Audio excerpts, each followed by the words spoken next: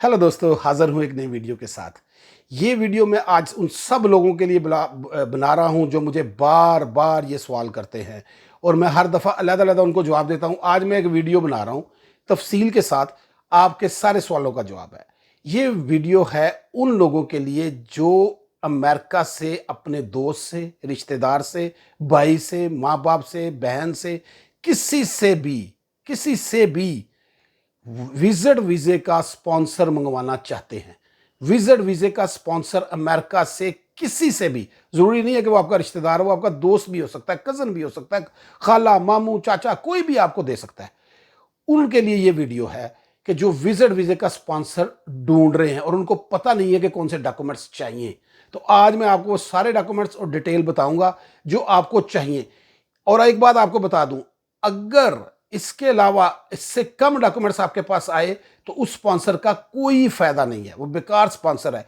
क्योंकि कुछ हमारे लोग ऐसे हैं जो सिर्फ एक लेटर दे देते हैं कि ये लो मैंने तुम्हें स्पॉन्सर कर दिया है, कि मैं इसका खर्चा करूंगा, ये करूंगा, वो करूंगा। उसका कोई फायदा नहीं, वो बेकार है, उसके ऊपर कोई वीज़ा नहीं लगता।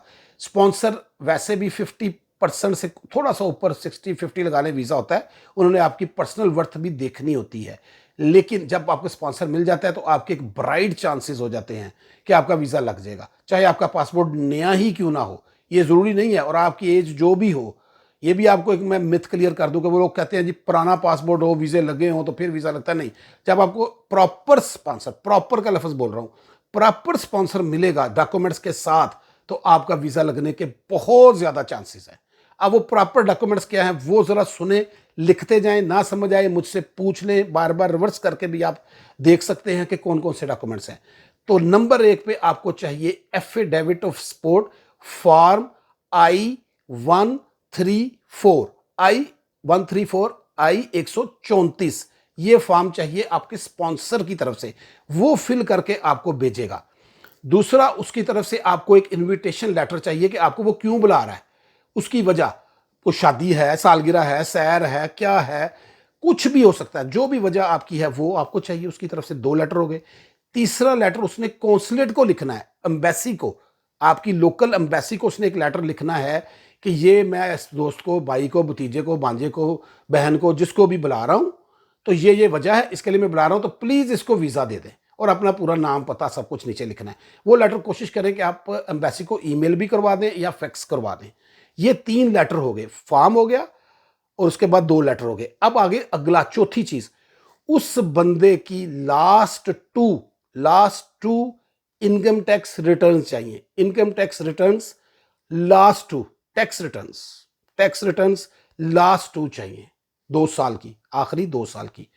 उसके बाद उस बंदे के बैंक से एक लेटर चाहिए, जिसमें वो, उस लेटर में बैंक वाले लिखेंगे, मैं आराम आराम से इसलिए बोल रहा हूं कि आपको आराम से समझ आ जाए, कि बैंक वाले ये लिखेंगे कि इस बंदे का ये अकाउंट है, इतने साल से हमारे पास है और इसमें इतने पैसे हैं।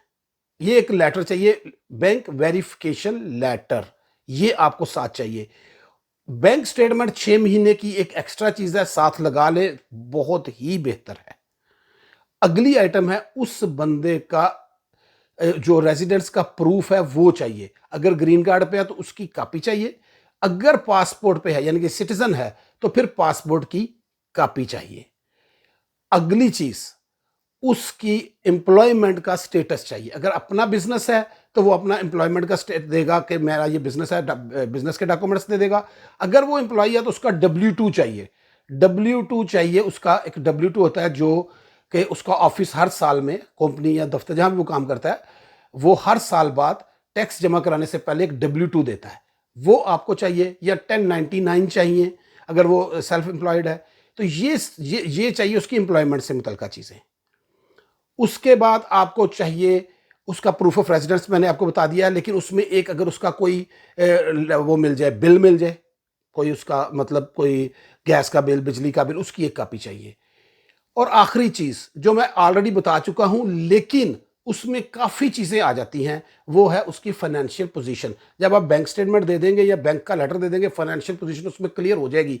लेकिन अगर वो आपको प्रॉपर्टी का कोई डॉक्यूमेंट्स, अपने बिजनेस का कोई डॉक्यूमेंट्स, कोई भी चीज दे दे, वो एक्स्ट्रा है, वो सारी चीज एक्स्ट्रा है।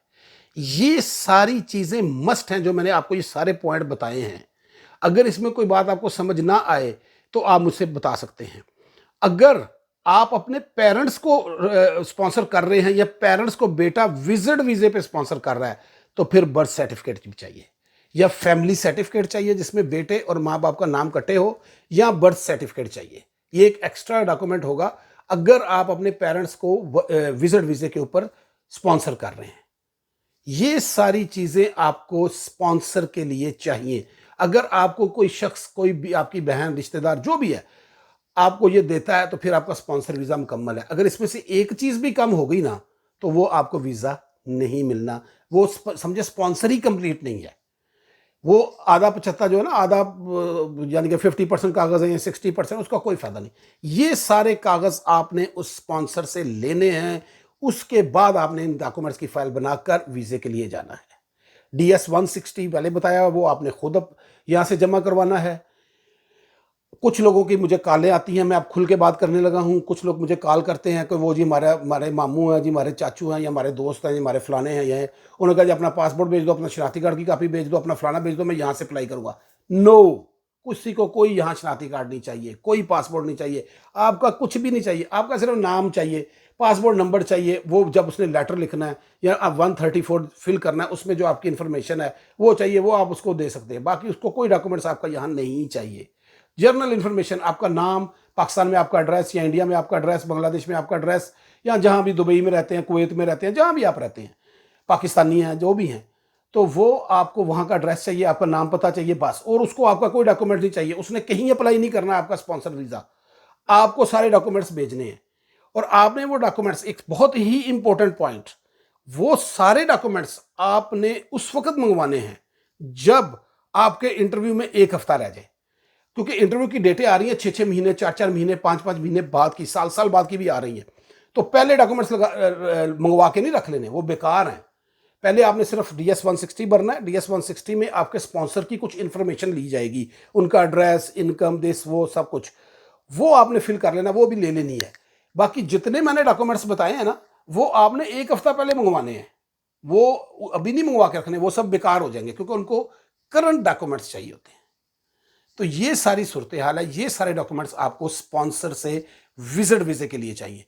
अगर इसमें आपको कोई बात समझ ना लगे, आप मुझे हमेशा की तरह कमेंट्स करके या मेरे इंस्टाग्राम बॉबी अमेरिका वाला पे जाकर आप मुझे कॉल भी कर सकते हैं, वॉइस मैसेज भी कर सकते हैं। टाइम का बंदिश होती है कभी, क्योंकि टाइम का डिफरेंस है, इसलिए थोड़ा अगर जवाब ना मिले तो वेट कर लीजिएगा। बाकी इस वीडियो को देखें, लाइक करें, शेयर करें और प्लीज़ चैनल को सब्सक्राइब कर लें। Thank you so much.